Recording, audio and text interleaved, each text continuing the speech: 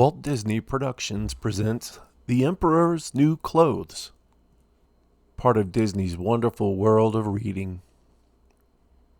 Once there was an emperor who loved to dress up in fine clothes.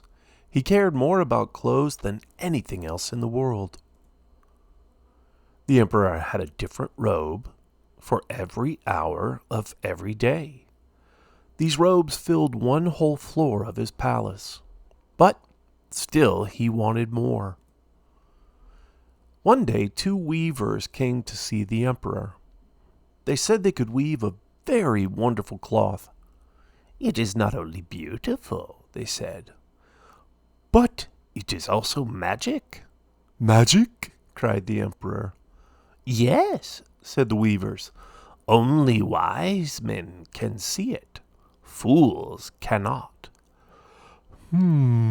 Thought the emperor. If I had a robe made of that cloth, I could quickly find out which of my people are fools. So he told the weavers to start work at once. The emperor let the weavers work on the royal loom. He gave them the best silk thread and the best gold thread. But the weavers did not use the thread to weave cloth. Instead, they put it into their bags, and the loom stayed empty. They sat and did nothing, for they were not weavers at all. They were planning to trick the emperor. After a few days, the emperor began to wonder about the cloth. So he sent his prime minister to look at it. The prime minister went into the room where the weavers were pretending to work. He looked at the empty loom.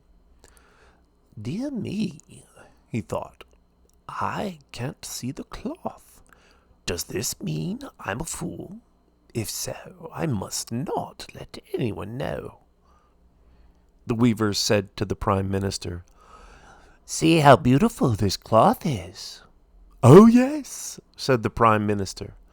"Such fine work and so many colors." But the prime minister really did not see a thing, for there was nothing on the loom to see. The prime minister went back to the emperor. "The cloth is beautiful," he said. "It's the finest cloth I have ever seen." The emperor was pleased. After a few more days, the emperor sent his general to see the cloth. The general went into the room where the weavers were pretending to work. He looked at the empty loom. "Dear me," he thought, "I can't see the cloth. Does this mean I'm a fool?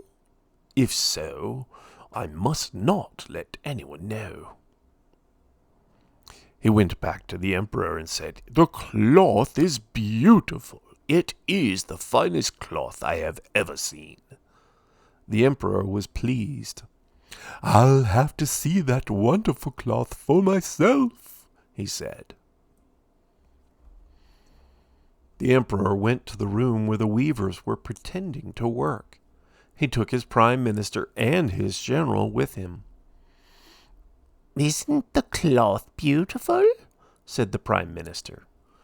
"Look at all those colors," said the general, but they were just pretending to see the cloth. The emperor looked and looked at the loom. "I can't see the cloth," he thought. "Does this mean I'm a fool? If so, I must not let anyone know." So he said, "The cloth is more beautiful than any I have ever seen. You must make me some clothes at once. I will wear them in the next parade." "Very good, your royal highness," said one of the weavers. "Let us measure you." The emperor took off his robe. The weavers took out their measuring tapes. 32 inches here," said one weaver. 17 inches there," said the other weaver. Then the weavers pretended to take the cloth off the loom. "Your royal highness," said the first weaver, Would you like the cloth to hang this way?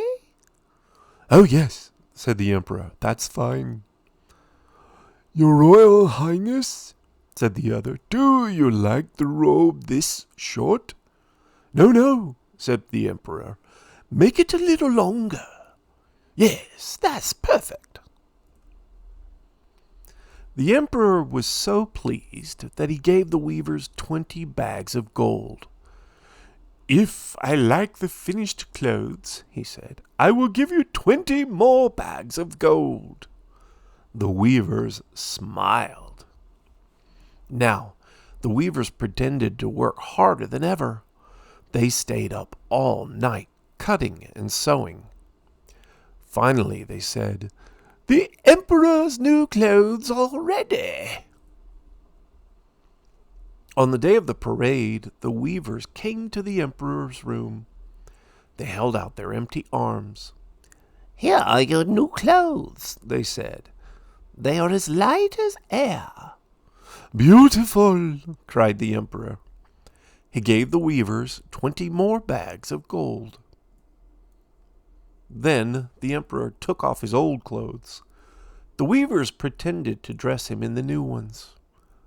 Your Royal Highness, said one weaver, what do you think of the sleeves? They are wonderful, said the emperor. Is it too tight around the waist? Asked the other weaver. Oh, no, said the emperor. It feels fine. He walked back and forth in front of the mirror. Yes, he said, the clothes are a perfect fit. But the emperor really had nothing on except his underwear. The emperor's men bent down and pretended to lift his train. They held their hands high, carrying a train that was not there. And so the parade began. Crowds of people came to watch the parade. They all wanted to see the emperor and his new clothes. People say the clothes are magic, said one man. People say that fools cannot see the clothes, said a woman. Everybody was wondering, will I be able to see them? At last the emperor marched out of the palace. All the people cried, Oh, how beautiful the emperor's new clothes are! What pretty colors! What a perfect fit! But of course no one could see any new clothes. Just then a little girl shouted, But he hasn't got any clothes on! Did you hear that? Someone asked. The child says he has no clothes on. She's right. The emperor is in his underwear. The emperor has no clothes on, the people began to shout. He's wearing his underwear. The poor emperor heard them, and suddenly he knew they were right. He was the fool. He had been tricked. But there was nothing he could do now, so he kept on marching. All the time he was thinking, just wait until I get my hands on those weavers. But it was too late. The weavers had already run off with the 40 bags of gold. They were no fools. The end. Hey everybody, thanks for watching. I sure hope you enjoyed it.